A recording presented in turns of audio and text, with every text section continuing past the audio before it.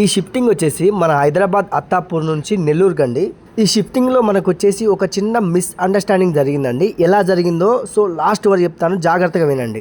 ఈ కస్టమర్ వచ్చేసి మనకు 1 month బ్యాక్ కాల్ చేశారు. కాల్ చేసి ఇలా అన్నారు, మాది ఇట్లా హైదరాబాద్ టు నెల్లూరు షిఫ్ట్ చేయాలంటే ఓకే సార్ చేస్తామని చెప్పాం. తర్వాత ఏమైందంటే ఒక 2-3 డేస్కి తర్వాత కాల్ చేశారు. కాల్ చేసి బ్రదర్ మాకు అర్జెంట్ షిఫ్ట్ చేయాలంటే నేను ఓకే చెప్పాను. ఓకే చెప్పిన తర్వాత కస్టమర్ నాకు వచ్చేసి వీడియో పంపించారు.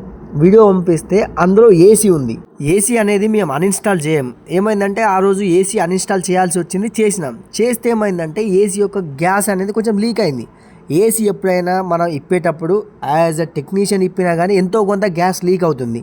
మేము ఇప్పడం వల్ల గ్యాస్ పోయిందని కస్టమర్ మా మీద ఎలిగేషన్ పెట్టిండు. ఇప్పుడు మీకు నేను చెప్పేది ఏంటంటే, ఒక ప్యాకర్స్ అండ్ మూవర్స్ని మాట్లాడుకునేటప్పుడు మీకు ఏసీ ఉంటే మీరు ఇప్పుతారా ఇప్పరా అని ముందే మీరు మాట్లాడుకోవాలి, ముందే చెప్పుకోవాలి. అది తీరా ప్యాకింగ్ చేసేటప్పుడు మీరు ఏసీ ఇప్పుతా అనుకున్నా ఏసీ మీకు చూపెట్టాను కదా అంటే మాత్రం అది కరెక్ట్ కాదు.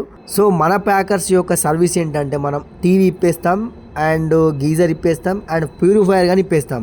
ఈ 3 ఇప్పేస్తాం, కానీ ఏసీ మాత్రం ఇప్పం. అది సో అది గుర్తుపెట్టుకోండి.